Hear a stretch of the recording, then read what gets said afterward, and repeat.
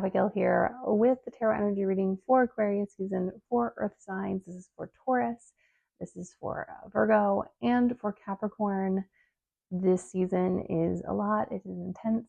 If you want to, I do have a video linked below for the astrology of Aquarius season because there's a lot happening and it might be useful to know. But these are our readings for my Earth signs, and I hope that you enjoy. Hello, Taurus. This is your reading for Aquarius season. This Aquarius season. This season is intense. It is a lot. You are going to be going through some deep changes. So let's get into it. And this is one of my favorite cards in this deck. It is the archetype deck. It is called Gnosis. And Gnosis is this deep spiritual concept of kind of the divine knowledge of not knowing. The divine knowledge of kind of what the unknown brings into our lives, and what recognizing our limitations and our lack of understanding, or our understanding what that can bring to us. It is what happens to us when we understand that we are finite and limited and also a eternal soul. And so this season, it feels like there are some really deep messages and some deep understandings coming. There's a level up spiritually, not in the sense of becoming better than other people, but becoming a more expanded person, a more connected spiritual being. And I will say it is not an easy path to be on the path of Gnosis. If you're in a reading and you draw this card for your year ahead, it is going to be one of the best and hardest years of your life. In this season, it is going to be rough. Also, part of the reason is we're starting the Aquarius and Leo eclipses, and fixed eclipses are pretty intense. And they're also squaring to the sign of Taurus. And this is going to be going on for the next 18 months. And so this is the beginning of a really big transformative moment. If you have your nodes, your lunar nodes in Taurus and in Scorpio, this is a lot for you. But just know that there's also a deep richness and understanding that's going to be coming with this, but it does come at a cost, although the cost is progress. And so, it depends on how you view it. But starting out, we do have our lovely Three of Swords. Another sign that I just read for got this. I think it was Sagittarius. But, there is a lot of wounding and a lot of pain that needs to be uncovered in this season, of recognition of how we have been harmed and what that harm has done to us. This card just deeply reminds me of the planetoid Chiron, which is the wounded healer, which is about the places in our lives that we cannot heal ourselves. And, there's a struggle there. And what I've kind of been meditating on and thinking about as I've been think Chiron is really important to me in my astrology practice, is how where Chiron is in our chart, so I encourage you to look it up, is also where other people meet us. Who is our Chiron person? Who are the Chiron people who come in and to salve those wounds, and who connect to the parts of ourselves that we ourselves cannot tend to. And so it's less about, being like, oh no, I am so beaten down and hurt, and being like, where are those people who bring me healing and who meet me where I am? And if you don't have them currently, this is a time when they will be coming into your life. So it's a really beautiful, kind of poignant energy coming into Aquarius season. We do have this lovely Two of Wands. There is also possibility and shifts and changes. This is a time when you should be planning and really pushing forward your manifestations and desires. I also find this interesting, and I want to bring this in together, is we also have the Two of Pentacles, these twos here. It's about choices. It's about understanding your financial condition and how you want to move forward. I like these two together because it's the best of practicality and making wise choices, but also being a bit far looking and believing in the possibilities and the magic of the future.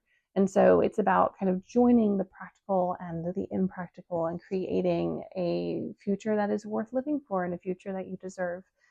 Do I think this is all going to happen in Aquarius season? No. I do think you're going to have some lightning moments where the universe with those eclipses rockets you forward in your life. But this is a time to really stick to your desires, to really hold tight to your dreams and what you deserve to have. Partially because unfortunately we do have a Ten of Swords, which means that this season is going to be deeply overwhelming. Like I said, with Gnosis, it can be a lot to kind of live in that energy of realization. And when we go through transmutation, our souls and our bodies go through a lot of stress and pressure in order to kind of deeply internalize and integrate those things. And that's what this season is bringing. So I encourage you, when you have energy, to take that energy of the two and to create and to explore new ideas. But when you feel that overwhelm and that extreme kind of defeat, to allow yourself to rest, to allow yourself to pull back, because I do also think that 10 energy is kind of tying us back to the 3 of Swords of we need to process, we need to go internal. So this season is a balance between, hope and joy and forward progression and grief and sorrow and overwhelm, and learning to hold those two kind of opposing energies as we believe in a better future for ourselves, as we believe in the things that we deserve to attain.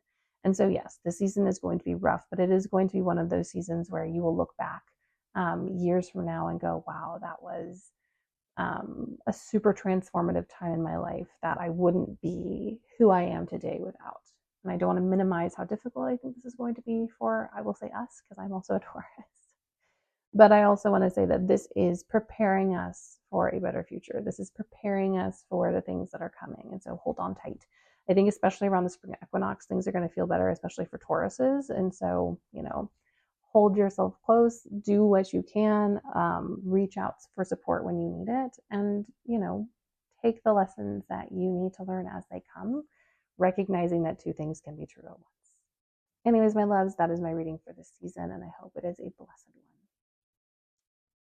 Hello, my Virgos. This is your reading for Aquarius season, Virgo sun, moon, and rising. If you have stellium, that also applies. But the season is a lot astrologically. You can check out the link below, the video link below. It is about the astrology of the season, but we have eclipses, we have a bunch of planetary shifts. Just know that the energy is intense, and we are going to be under a lot of pressure. It's not just you, a lot of the other signs. Taurus's reading just got a little wrecked. So yeah, just know that this is where we are. But I will say, you guys specifically have kind of a really nice one. I'm not quantifying good or bad, but some of these have been intense. We're getting eclipses on the fixed signs, and yours is actually quite sweet. So let's get into it. Your archetype is the kiss. I love this. It is such a sweet energy of reciprocation. Also, kisses can be used as a form of agreement and as a form of connection and care. It is a physical representation of how we feel about someone. We kiss our children, we kiss our partners, family members, friends, depending on what cultures you're from. And so this is a feeling of something's coming together. There's some kind of promise. There's a promise of connection. There's a promise of care. There is hope in here. There's also a sense of belonging, which I think is really important. I feel like a lot of Virgo risings and Virgo placements can feel a bit isolated because we're often asked to help, and it can feel like we're always just here because someone needs something. But in this season, it really feels like there's a really strong sense of reciprocation. And if you're not getting reciprocation, this is a huge theme for you to really focus on and be like, no, if I'm not getting reciprocation, I'm not participating. And this is super reinforced by our next card, which is 6 of Pentacles, my favorite card. It's also my zodiac card for my sun sign. This is the card of care and connection. It's a card of reciprocation. I love this when it comes up in a relational reading of any kind, because it shows that we are both giving and receiving, and that there is a back and forth that is more sustainable and more warm long term. And so this is a really beautiful card to get for a season that is going to be a bit bumpy. We have people who care about us. We have connections coming our way. It's really important to make sure that we're getting reciprocation from people, because if we're not, then we're not getting what we deserve. This can be work, friends, lovers, family members, anyone counts in this group, but you deserve to be seen and cared for, and vice versa. And I think you're going to both be required to stand on business on this, and also you're going to find this reciprocation in this season. So beautiful. Also, we have the 8 of Wands, which is, to me, is such eclipse energy. Things are going to be happening quickly. We are going to be finding a lot of connections, and a lot of things we've been manifesting are going to happen in the eclipse portal. Also, as Virgos, we are going to have the Virgo full moon, which is going to be an eclipse. And so there is an eclipse happening in your sign. It's going to be earlier degrees. If you have anything there, pay attention, please. It is going to be a lot, and it's going to be intense. But I do think that these final eclipses are wrapping something up. So manifestations you've had for the last 18 months to a couple of years, to even because of the way the nodes work, 9 to 18 years, something is coming to fruition in the season. It's coming quickly. So have your hands out to receive what is coming and to believe that it is possible, even if it's been a long road. We do also have this Three of Pentacles, which I love. There is also a sense of community building and of finding our network, and also people who see and value our worth and believe in what we bring to the table. It's just, there's a lot of warmth in this season. And yeah, is it coming at us at warp speed? Absolutely. But this is the time to really connect to and build connection and community, especially as we gain new and wonderful things to be able to share it with others, which is also really important, especially with that Six of Pentacles. And last but definitely not least, we have the Fool. We are also embarking on something extremely new and beautiful. It is tied to these eclipses, so some form of 9/18 cycle. This is very Aquarius energy. So that Aquarius eclipse is bringing in something new and fresh. It's going to be a moment where I think we're going to be receiving some stuff we've been waiting for, and also shifting some of our perception and desires and what we want going forward. And so my encouragement to you is to have your hands out and to have your arms open to receive what is coming, to believe that it is possible, so that when it comes, you can see it for what it is, and to also be flexible enough to be able to shift around what is happening, and to create new and wonderful relationships in a way that you never have before. Anyways, that is my reading for Aquarius season, probably one of my favorites of this season so far, and I wish it is a very blessed one for you. Hello, my Capricorns. This is your reading for Aquarius season, Capricorn sun, moon, and rising, stellium if you have that as well. This season is going to be a tough one. Just be aware, we have a lot of astrology happening. For you looking at your cards, it is going to be very good and very difficult. I'm excited for that. You are not alone. Most of the readings this season have been very good and very difficult. We have eclipses on one axis. We're heading into all the planetary shifts of 2026. So just be aware that things are really shifting and moving, and there are a lot of options and possibilities. Starting off with your archetype card, you have the One. I love this for you. This is about kind of getting back to essentials. It's about focusing on kind of our innate desires and energies. It's about paring down complex thoughts and ideas in order to get to the root of what we actually want. Like, what are really our desires? Do we want, to have tons of money, or do we just want our needs to be met and to be able to have a good time? Because if it's just tons of money, then we will spend our lives searching for money. But if it is our needs met and just wanting to have experiences, then we can shift our focus from, not just to attainment, but the practical application of such things. And that's just one example. Do you want to have a partner, or do you just need community? Or is it both, which is often the case?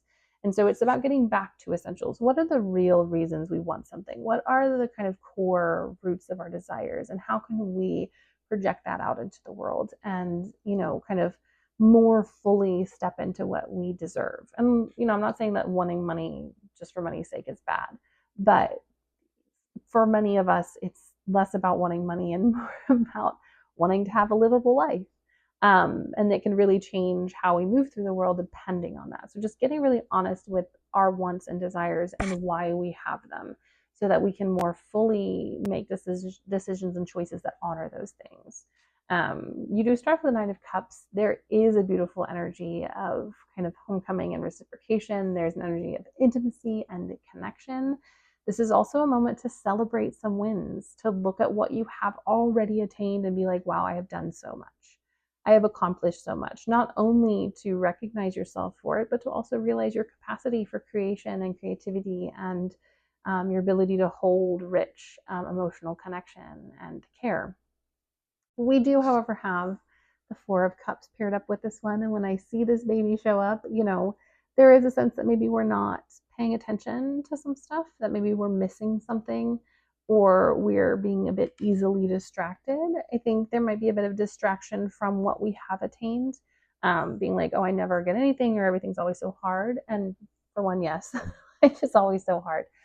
But where are the places in which you do have softness and you do have acceptance? I will also say, when I get the Four of Cups, sometimes there is a spirit or energy or deity or ancestor trying to reach out to you. So if you have that kind of spiritual practice, maybe put your ear to the door and listen a little harder and be open to some communication from the unseen and see what they have for you. We do have our Eight of Coins, which this one is very a little sad. It is the little fairy tale of the swans. This is a card of hard work and effort, which I think is interesting, kind of paired up against this. I think in your emotional, relational lives, there's some richness and some care. But then over here, in your kind of like work and the more material stuff, there is this feeling of like labor and having to like hone something and might be a bit of overwork, which is why I really think the refocusing on what is important is important. You know, like, what do you truly value and how can you get what you deserve to have? Because working yourself to the bone and then not getting the reason you're working yourself to the bone just leads to a deeply unfulfilled life. So, you know, refocus, recommit to what you want. All of my Capricorn people with Capricorn placements are incredibly hard workers, but make sure that you are not so focused on work that you're missing the point of why you're doing it. And last but not least, and I think this is kind of the answer to that card, is this Page of Wands. You do need to connect back to some fun, some play, some joy. You need to really feel life and hope and vibrancy again. And this might be being a bit silly goofy. This might be having a little hobby or doing something really fun and interesting for yourself. It could just be incorporating dance and movement back into your life, or some form of like art or singing, just something where there's no pressure, where you can release yourself from the need to perform and you can just be who you are in that moment. And I think that is also going to help you kind of clear the mist when it comes to what you really want and what you need in this next phase of your life. So yeah, it's about getting back to essentials, getting back to basics, rebalancing things out. I do think if you have some extreme imbalance, these eclipses are going to clear them. So just recognize that some things are passing away. Know that it's not going to completely debilitate you, but you do need to release and take your little fingies off of it and allow those things to pass so that you can invite more of what you want into your life rather than just effort and work. And it also feels like you might be working so much, especially with this Four of Cups, that you might be disassociating a lot because you just don't have the energy to engage. My only kind of caveat for disassociating is just make sure you know that you're doing it. And when you do it, use it wisely so that it's actually helping you cope and not just something that's getting in the way of the stuff that you really want. Anyways, my loves, it is a mix of some really lovely stuff and a need to kind of get back to who you are and what you deserve. But I really think it is going to be a beautiful recentering for you during this eclipse season, and I hope it goes really well. Anyways, have a blessed Aquarius season, and we'll see you later.